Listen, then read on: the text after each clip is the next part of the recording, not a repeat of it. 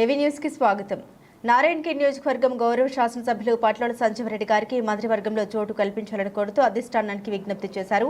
కంటి మండలం యూత్ కాంగ్రెస్ నాయకులు జైపాల్ రెడ్డి, కాళీరాజు, కాంగ్రెస్ పార్టీ నాయకులు వాసు పటేల్, విశ్వనాథ్, లక్ష్మీ నాయక్, డేవిడ్, భీమరావు పటేల్, కుపేందర్ రెడ్డి నారాయణఖేడ్ నియోజకవర్గం ఏర్పడినప్పటి నుండి ఇప్పటి వరకు ఎవరికీ కూడా మంత్రి పదవులు దక్కలేదని నారాయణఖేడ్ ఎమ్మెల్యే డాక్టర్ పట్లోల సంజీవరెడ్డి గారికి మంత్రి పదవి దక్కేలా చూడాలని వారు కోరారు.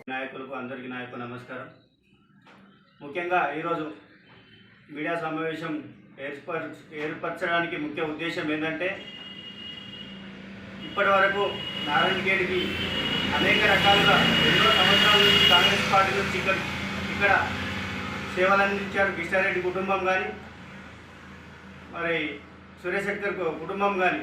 అయినప్పటికీ ఇప్పటి వరకు వెనుకబడ్డ ప్రాంతానికి నారాయణఖేడ్ నియోజకవర్గానికి మంత్రి పదవి ఇవ్వలేదు.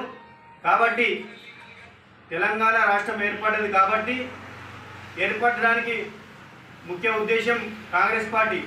కాబట్టి ఈ సంవత్సరంలో ఖచ్చితంగా రేవంత్ రెడ్డి సర్కారు కేబినెట్ విస్తరణలో సంజయ్ రెడ్డి గారికి ఖచ్చితంగా మంత్రి పదవి ఇచ్చి, ఇక్కడ వెనుకబడ్డ ప్రాంతం ముఖ్యంగా ఇక్కడ మౌలిక సదుపాయాలు కానీ పరిశ్రమలు కానీ లేకపోవడం, అనేక మంది ఇక్కడ ప్రజలు హైదరాబాద్ పట్టణాలకు వలస వెళ్ళడం జరుగుతుంది. కాబట్టి ఇక్కడ నారాయణఖేడ్లో సంజీవ్ రెడ్డి గారికి మంత్రి పదవి ఇచ్చి ఇక్కడ అభివృద్ధిలో కాంగ్రెస్ ప్రభుత్వం మరియు గౌరవ ముఖ్యమంత్రి రేవంత్ రెడ్డి సర్కార్ సహకారం అందిస్తారని మేము అనుకుంటున్నాం. రేవంత్ రెడ్డి సొంత నియోజకవర్గమైన కొడంగల్ కానీ, ఇక్కడ నారాయణఖేడ్ కానీ, ఇక్కడ కర్ణాటక బార్డర్కి సంబంధించిన నియోజకవర్గాలు కాబట్టి ఇవి అనేక రకాలుగా గత దశాబ్దాలుగా ఇవి వెనుకబడ్డ ప్రాంతాలు. కాబట్టి ముఖ్యమంత్రి గారు ఏ విధంగా అయితే అక్కడ కొడంగల్ ప్రాంతాన్ని అభివృద్ధి చేయదలుచుకున్నారో, ఇక్కడ కూడా నారాయణఖేడ్ అభివృద్ధి చెందాలంటే ఖచ్చితంగా ఇక్కడ సంజీవ్ రెడ్డి గారికి మంత్రి పదవి ఇవ్వాలి. మొన్న పార్లమెంట్ ఎన్నికల్లో భాగంగా సంజీవ్ రెడ్డి గారు మాట ఇవ్వడం జరిగింది.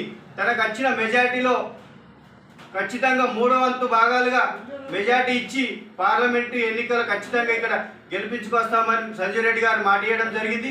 ఇచ్చిన మాట ఖచ్చితంగా నిలబెట్టుకున్నారు. దాదాపు 20,000 పైచీలక మెజార్టీతో గెలిచి ఇక్కడ మేము పార్లమెంట్లో పంపించడం జరిగింది. కాబట్టి సంజయ్ రెడ్డి గారికి మంత్రి పదవి ఇచ్చి వెనుకబడ్డ ప్రాంతాన్ని అన్ని రంగాలుగా అభివృద్ధి చేయాలని కాంగ్రెస్ ప్రభుత్వాన్ని కానీ రేవంత్ అన్న సర్కార్ని కానీ మేము ఇక్కడ ఉన్న ప్రాంత ప్రజల తరఫున, కాంగ్రెస్ పార్టీ కార్యకర్తల తరఫున మేము విజ్ఞప్తి చేస్తున్నాం.